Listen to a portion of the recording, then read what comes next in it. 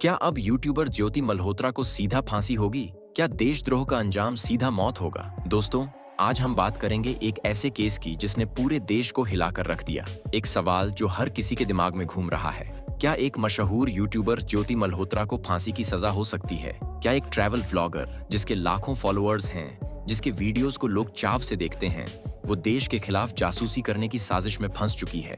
अगर ये सच है तो क्या ज्योति का करियर खत्म हो जाएगा? क्या उसकी जिंदगी अब जेल की सलाखों के पीछे कटेगी, या फिर ये सब एक बड़ा षड्यंत्र है? इस वीडियो में हम खोलेंगे ज्योति मल्होत्रा केस के सारे राज, हर वो सच जो अब तक छिपा रहा। तो आखिरी सांस तक हमारे साथ बने रहिए, क्योंकि ज्योति मल्होत्रा और उसके देशद्रोह की ये दास्तान आपके होश उड़ा देगी। तो दोस्तों, बात शुरू होती है 17 मई 2025 से, जब हरियाणा के हिसार शहर में एक खबर बम की तरह फटी। मशहूर यूट्यूबर ज्योति मल्होत्रा को पुलिस ने न्यू अग्रसेन एक्सटेंशन से गिरफ्तार कर लिया।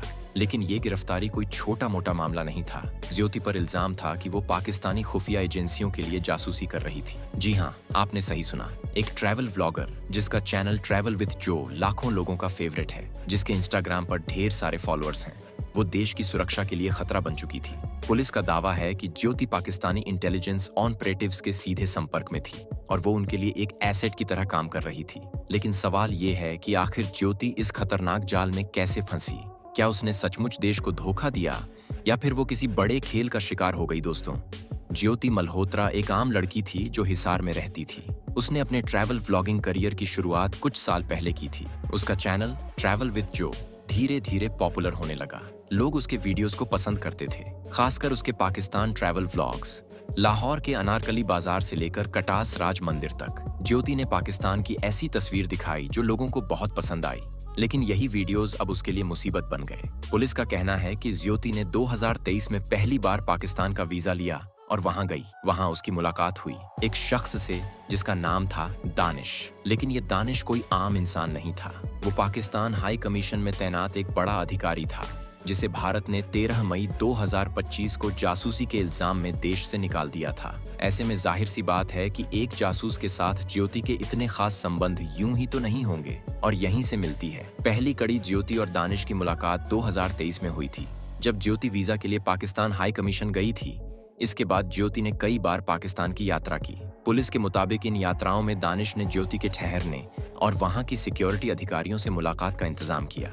ज्योति वहां दानिश के बताए लोगों से मिली और वापस भारत आने के बाद भी वो इन लोगों के टच में रही थी। व्हाट्सएप, टेलीग्राम और स्नैपचैट जैसे ऐप्स के जरिए वो लगातार बात करती थी। लेकिन बात सिर्फ दोस्ती तक सीमित नहीं थी। पुलिस का दावा है कि ज्योति ने इन प्लेटफॉर्म्स के जरिए कुछ संवेदनशील जानकारी भी शेयर की थी और अपने फोन में इन कॉन्टैक्ट्स को छठ रंधावा जैसे फर्जी नामों से सेव किया था। दोस्तों, 17 मई को जब ज्योति को गिरफ्तार किया गया तो अगले ही दिन यानी 18 मई को उसे कोर्ट में पेश किया गया और कोर्ट ने उसे 5 दिन की पुलिस रिमांड पर भेज दिया। हिसार के एसपी शशांक कुमार सावन ने प्रेस कॉन्फ्रेंस में बताया कि ज्योति के पास मिलिट्री या डिफेंस से जुड़ी कोई सीधी जानकारी तक पहुंच नहीं थी, लेकिन वो पाकिस्तानी खुफिया एजेंसियों के सीधे संपर्क में थी और वो उसे एक एसेट की तरह तैयार कर रहे थे। पुलिस ने ज्योति का मोबाइल और लैपटॉप जब्त कर लिया है और अब इनका फॉरेंसिक एनालिसिस किया जाएगा, ताकि ये पता चल सके कि ज्योति ने कौन सी जानकारी शेयर की थी और उसका क्या असर हुआ। दोस्तों, अब आप सोच रहे होंगे कि आखिर ज्योति का ये कनेक्शन इतना बड़ा क्यों बन गया।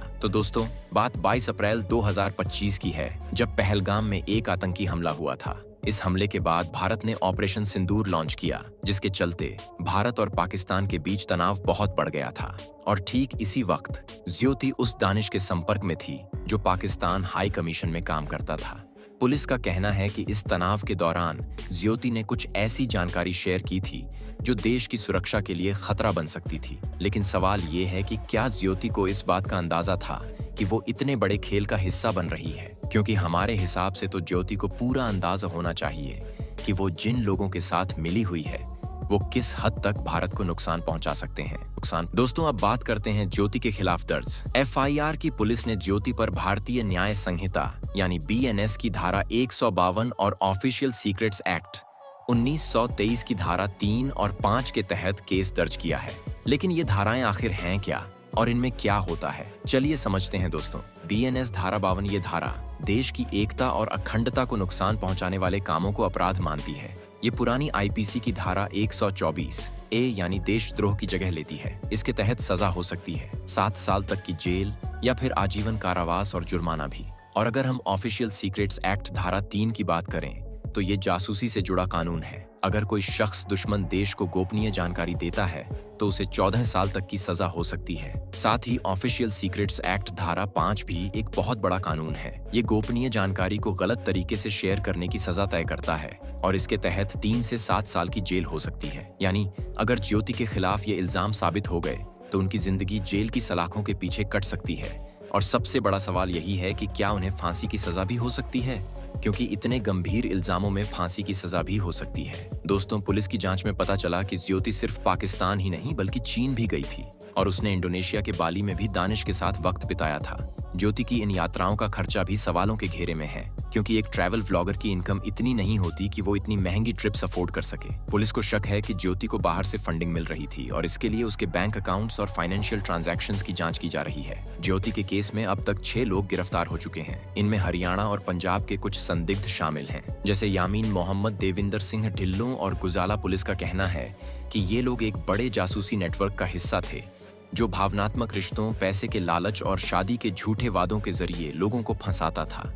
ज्योति ने पुलिस को कबूल किया कि उसने कुछ संवेदनशील जानकारी शेयर की थी और अपने कॉन्टैक्ट्स को फर्जी नामों से सेव किया था, लेकिन उसका कहना है कि उसे नहीं पता था कि ये इतना बड़ा मामला बन जाएगा। दोस्तों, ज्योति के पिता हरीश मल्होत्रा ने मीडिया में कहा कि उनकी बेटी को गलत फंसाया जा रहा है। उनका कहना है कि ज्योति ने सारी यात्राएं वैध वीजा के साथ की थीं और वो सिर्फ एक ट्रैवल व्लॉगर थी जो अपने चैनल के लिए कंटेंट बनाती थी। लेकिन पुलिस इस दावे से सहमत नहीं है। उनका कहना है कि ज्योति के वीडियोस में कई बार देखा गया है कि वह अपने दर्शकों को आकर्षित करने के लिए कुछ न कुछ नया करती रहती है। दोस्तों, ज्योति के केस में सोशल मीडिया का भी बड़ा रोल रहा है। मई 2024 में एक एक्स यूजर कपिल जैन ने NIA को ज्योति की गतिविधियों की जांच करने की अपील की थी। कपिल ने अपने पोस्ट में कहा था कि ज्योति के वीडियोस में पाकिस्तान की बहुत तारीफ की जाती है और ये देश के लिए खतरा हो सकता है। इसके बाद ज्योति के कुछ वीडियोस वायरल हो गए और लोगों ने सवाल उठाना शुरू कर दिया कि क्या ज्योति सचमुच एक जासूस है। अब सवाल ये है कि ज्योति मल्होत्रा केस का असली सच क्या है।